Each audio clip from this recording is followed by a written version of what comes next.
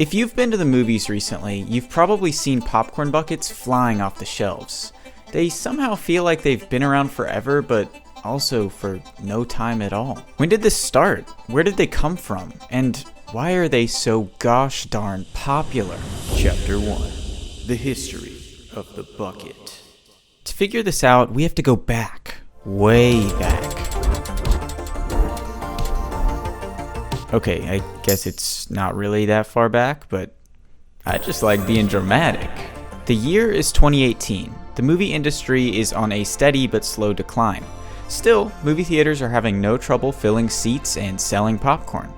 Opportunity is in the air. Something big is around the corner. It's 2019 and movies are hitting hard. Once Upon a Time in Hollywood, Joker, Parasite, 1917, Knives Out, The Lighthouse, and so many more. Oh, and there was this one little movie that you probably haven't heard of. It's kind of a niche thing. Avengers Endgame releases and tickets are selling out everywhere.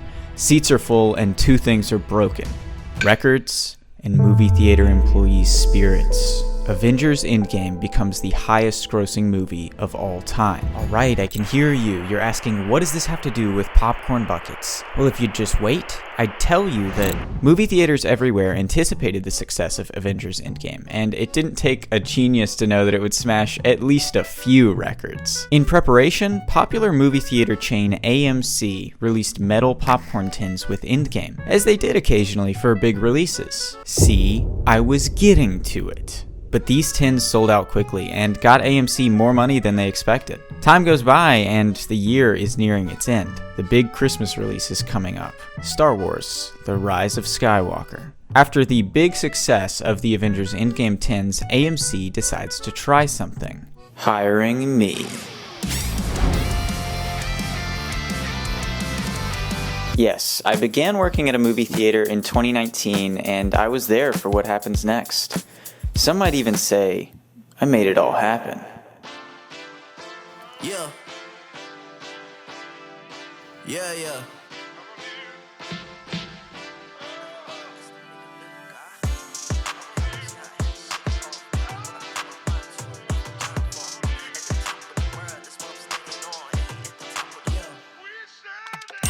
All my problems, I had to shake it off. When I put my mind to it, even giants fall. Made it through the darkest valleys, I had to crawl. Now I'm heading to the top, I'm standing on. At the top of the world, it's when I'm standing on. At the top of the world, it's when I'm standing on. At the top of the world, it's when I'm standing on. At the top of the world, I'm standing on. AMC decides to capitalize on their hiring success and releases the R2-D2 collectible popcorn bucket and drink carrier for $50. They sold out across the country in one weekend. I remember being shocked by this. At the time, $50 was ludicrous for a popcorn bucket. It seemed astronomical. In fact, one person bought the $50 bucket and then threw it away after their movie. One of my friends ended up digging it out of the trash and then keeping it, and he still got it. It's a decorative piece in his apartment. The undeniable success of this bucket sent a clear message to AMC and to movie theaters everywhere. Popcorn buckets had potential. Things really couldn't be better for movie theaters. Ticket sales were back up and nothing was gonna get in their way. Okay, so there was one thing that could get in the way: the pandemic and the subsequent worldwide shutdown. Some theaters were closed for 5 months and most were closed for even longer. With the rapid need for and use of streaming services, movies began releasing at home on day one. This only put movie theaters in more danger.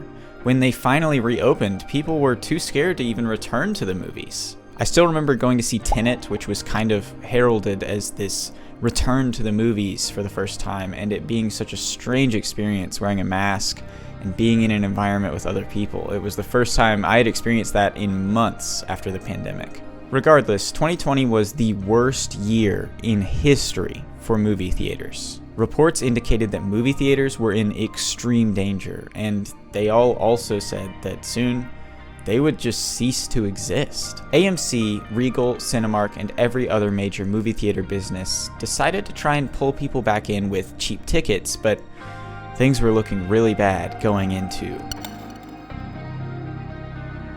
2021 ended up being just as bad for movie theaters. Many theaters were operating off of debt and hoping for a miracle. For AMC, this actually came in the form of the infamous meme stock craze in 2021. Redditors attempting to game the system pumped AMC stock as much as possible. AMC took note of this, and after its stock peaked in the summer, AMC sold millions of shares and secured some much needed money. For the next 3 years, AMC and every other theater company doubled down on aggressive sales strategies. First, they decided to shift focus away from ticket sales. If you didn't know, movie theaters make nothing from ticket sales. Everything goes to the movie studios. Because of this, movie theaters decided to renovate. They replaced normal seats with plush recliners and rolled out dine-in theaters with actual food. This encourages people to buy more food, even if less people are going to the theater. Second, and more important to this video, theaters decide to focus on other revenue streams. Like,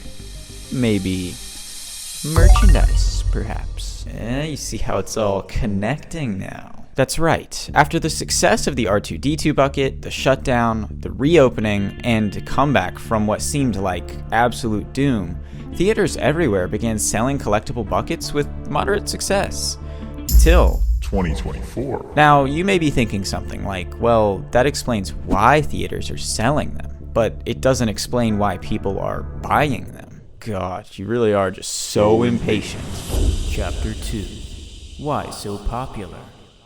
2024 is being called the year of the popcorn bucket. They have exploded in popularity, and theaters are doubling down. Why is that? I believe there are 2 reasons that popcorn buckets are so popular right now.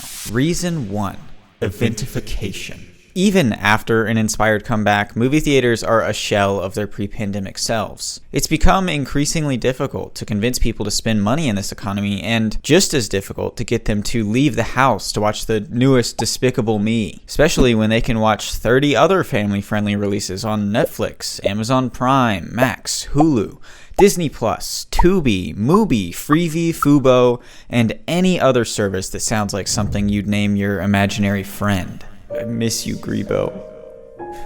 Because of this, movie theaters are trying harder than ever to make going to the movies an event. They build hype around new releases with memes, promotions, limited time ices, and alcoholic drinks. So how does this apply to popcorn buckets? To answer that, we have to take a look at the infamous Dune 2 popcorn bucket. To build hype for the popular blockbuster Dune 2, AMC released teaser images for its popcorn bucket. Immediately, it was trending on social media for its striking similarity to, well, I mean, do I have to say it, or you can see it, right? While this apparently wasn't the intention, it inadvertently built hype for the movie, and no doubt brought more people out to see it. Theaters took note and are still chasing the trend of gross out popcorn buckets right now. It generates buzz on social media and convinces people to buy it. Deadpool and Wolverine tried to copy the exact idea of this bucket with their Wolverine bucket, and Alien Romulus released facehugger buckets that weren't exactly appetizing either. By turning movie releases into events, movie theaters successfully enrapture people and influence them to buy more. These buckets become something like souvenirs, and there is a strange feeling of hypnosis that occurs when you see them on display. This is only amplified by the second reason. Reason 2. Scarcity. Eventification has become extremely successful for theaters, but the reality is, it's hard to keep building hype. Every release can't be an event, so they pick carefully. Only the biggest releases get the eventification treatment. To really make these buckets effective eventification tools, theaters have to ensure that they are a rare collectible. Too many of them in the theater, and people can just wait to buy it until next week. If you're absolutely sure that it's going to sell out during the first weekend, you'll be sure to buy tickets for Friday night. If you didn't happen to know that the buckets even existed, but you are there on opening night, you'll know that this is probably your only chance to buy the bucket, as they sell out instantly, and the hypnosis begins. So, the question's been answered, but it's time for a more important question. How does this make me feel? Honestly, I'm torn. On one hand, collectible popcorn buckets have contributed to saving an industry that I love and am passionate about. I've always loved going to the movies, and after working at a movie theater for years, the theater feels more like a home to me than you could even imagine. I really do care for this business a lot, and a lot of the popcorn buckets are actually pretty cool. On the other hand, it is clear that a lot of these movie theater popcorn buckets are purposefully being made scarce. They're also in the midst of an edgy, anything for sales kind of phase with these buckets, and it's a little annoying if I'm being honest. If I had to put it into words, I'd probably say that I lean somewhere in the ballpark of 70% this is good, 30% not the best. It might just be a necessary step in restoring movie theaters to their former glory, and I just can't be mad at that.